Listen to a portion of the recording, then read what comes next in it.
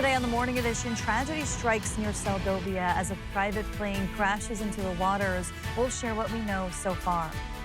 Plus, recovery efforts are underway as the wildfire in Aug enters a new phase. We'll tell you how the community is pulling together and recovering with the help of Alaskans from all across the state.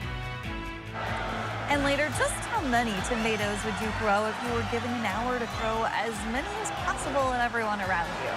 We'll check out this wild food fight festival in Spain as the Morning Edition starts now. Good Thursday morning, everyone. Thanks for waking up with us today. We got to see some nice sunshine yesterday, and the State Fair opens back up again today. Aaron, what are we looking like weather-wise? Well, we got more sunshine to be expected for your Thursday, but later this evening, we'll begin to see clouds increasing, winds arriving, as well as some rain settling back in across South Central. But that doesn't arrive until tonight. As far as today, we are going to hold on to some sunshine across South Central with those temperatures set to warm into the lower 60s. We're waking up this morning to those 40s and 50s for many areas of the state. We're even seeing some locations of the Copper River Basin and the eastern interior where temperatures are actually bottoming out in the 30s to start off your Thursday morning. Now, as far as the rainfall or precipitation this morning, not much going on. We did see some light showers pushing south through parts of the Copper River Basin. Those have kind of fizzled out this morning, but what we are watching is our system out west. This is moving in over the Bering Sea. It's already bringing in gusty winds as well as some rainfall through parts of southwest Alaska, really for Gamble, St. Lawrence, out towards St. Paul, and then extending as you head towards or that's Nunavak, but out towards St. Paul and then extending south towards the Aleutian. So we are going to continue to see increasing rain through areas of western Alaska as we head throughout today. Much like Monday, this is pretty much the same setup. Western Alaska will see the wet and windy weather today, and then later this evening into tomorrow, those winds and rain will drive into South Central. And winds have been gusting anywhere from about 25 to nearly 35 miles per hour. And you can see the core of those winds situated out over the Bering Sea, although parts of the northwestern Arctic slope or burrow are continuing to hold on to some of those gusty winds as well. So as we head through the rest of today, winds will increase across western Alaska. We'll see the strongest winds out west. Those winds will die down some as it shifts east, but we will see some gusty conditions building into South Central later this evening and into the overnight hours with rain set to arrive. So if you're heading to the Alaska State Fair later today, beautiful conditions to be expected. By the time it does close this evening, you'll begin to see some of those rain showers and winds arriving. So coming up on my full forecast, we'll be talking more about that as the rain and winds move east into the state. 4 people are dead after a private plane crashed into the water near Selbovia Wednesday, according to Alaska State Troopers. The plane set out from Anchorage earlier in the morning, bound for Selbovia. It tragically crashed into the Selbovia slough. Troopers say they got the call about the crash at 1:18 Wednesday afternoon and responded from both Anchor Point and Anchorage by boat and helicopter. Once troopers arrived at the crash site, they were unable to get to the wreckage because it was underwater. The tide in Selbovia rises and lowers by as much as 20 feet multiple times a day. So by 6:30, the water was low enough for them to reach it. The plane was a Piper PA-24, similar to the one you see here, registered to Eric Middlebrook of Anchorage. The NTSB is sending an on-scene investigator to Selbovia this morning. We're working to get more information on this crash and will provide updates as they become available on air and on our website. We're learning the identity of another victim in last week's deadly plane crash near Cape Newenham.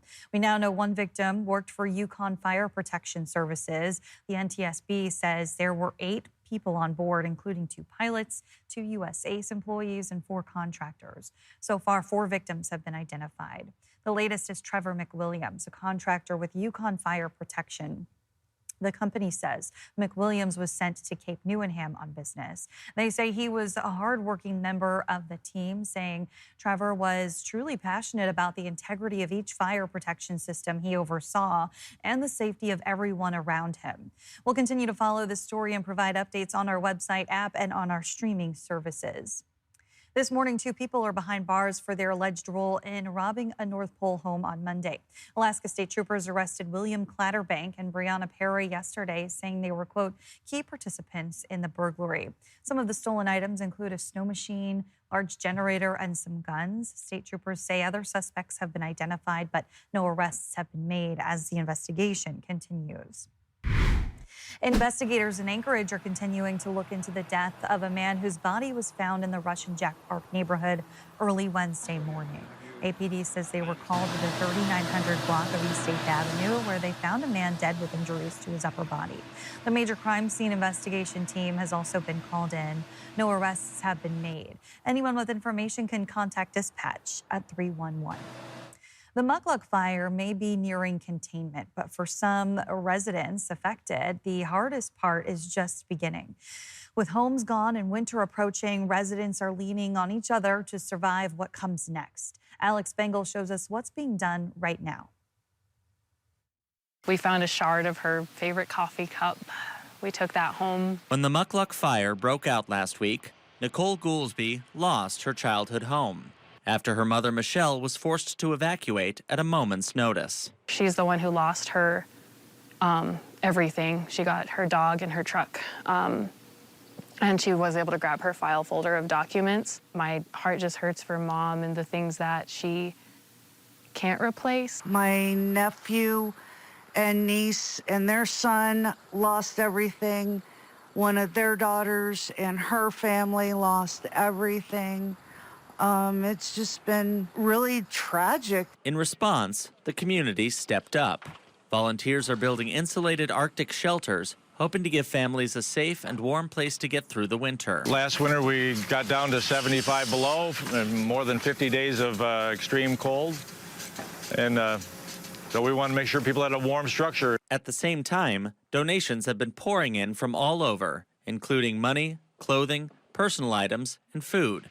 Even more than volunteers can distribute. What they need now are specific donations, and what the community has asked is that people go to the Mukluk Fire Facebook page and really ask the question, what is needed, before they make some type of donation. In the middle of loss and uncertainty, one small community and people across Alaska are doing what they can to make sure their neighbors aren't facing this disaster alone. Alex Bengal, Alaska's news source. And our station is partnering with the American Red Cross for relief donations. The Red Cross is in Tok right now, providing supplies at a local disaster center. Those who would like to donate can scan the QR code on your screen now or visit our website. Speakers at Wednesday's Oil and Gas Association conference pointed to a wave of new projects moving forward across the state. They highlighted first oil at Coyote, progress on narwhal permitting, new wells at Point Thompson, and continued work at Prudhoe Bay. They also admitted real challenges remain. The industry must compete with projects worldwide, grow its workforce, and make its case for future exploration and drilling. For decades, the state has helped strengthen U.S. energy security and support economic growth.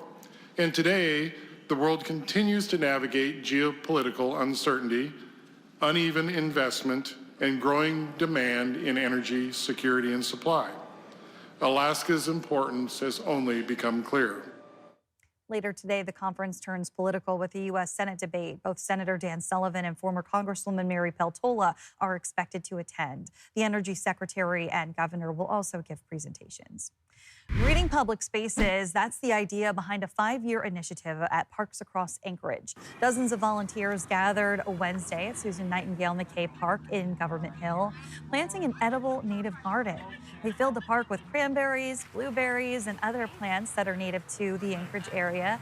It's part of a partnership between the Anchorage Park Foundation and Anchorage Parks and Rec Department, beautifying parks and bringing neighbors together.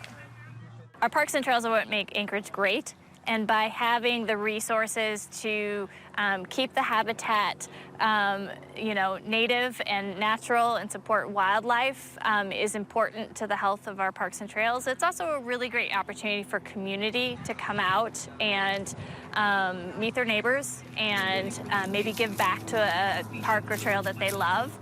If you'd like to get involved, there are more volunteer opportunities coming up. We have a link to those on our website. A colorful addition is making a splash in downtown Anchorage. Take a look at this new mural that just went up on the Anchorage Chamber of Commerce building on West 6th Avenue.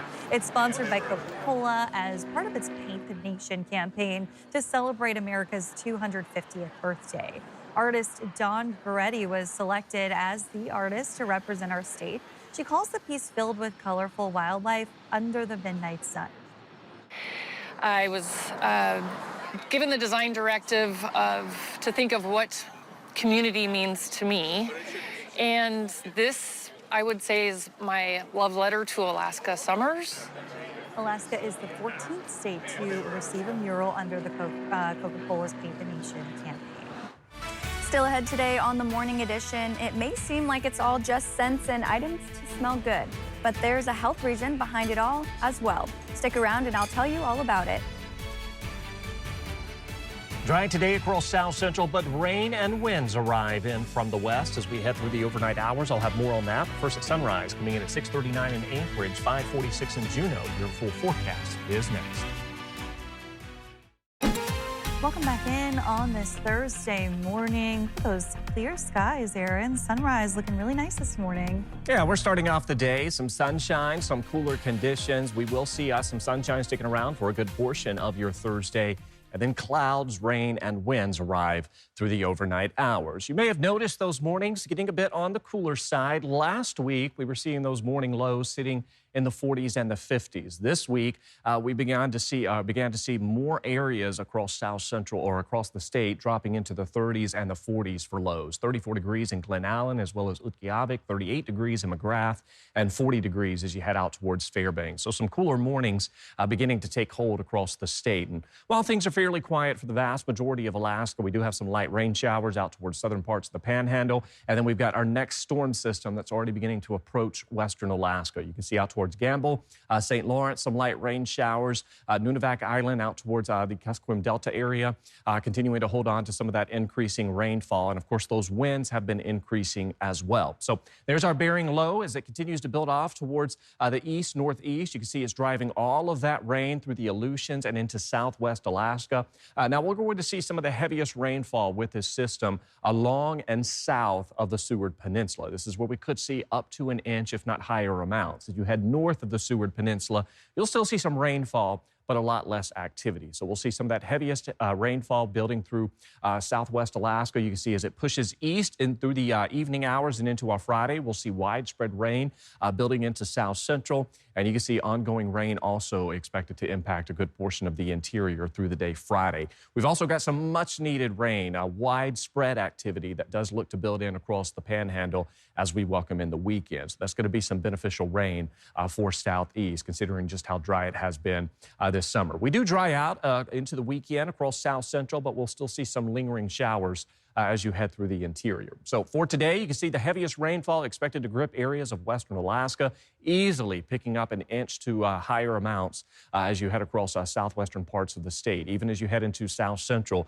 we are on track for seeing up to a half an inch, if not locally heavier amounts across parts of South Central. Some of that heaviest activity does look likely through the Susitna Valley. So again, today, heaviest rain and winds will be across western and southwest Alaska. That pushes east through the overnight hours and into our Friday. So be prepared for those increasing winds.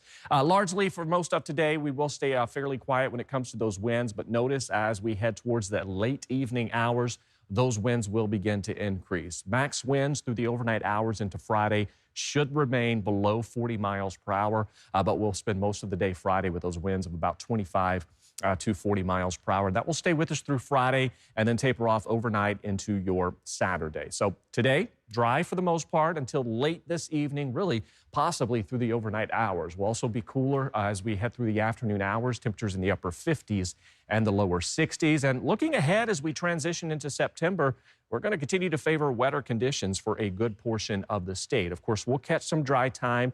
You can see as we close out this week, welcome in next week, plenty of dry time to be expected. Beyond Friday, our next chance of rain really looks to arrive by Monday, Kristen. All right, thanks, Aaron.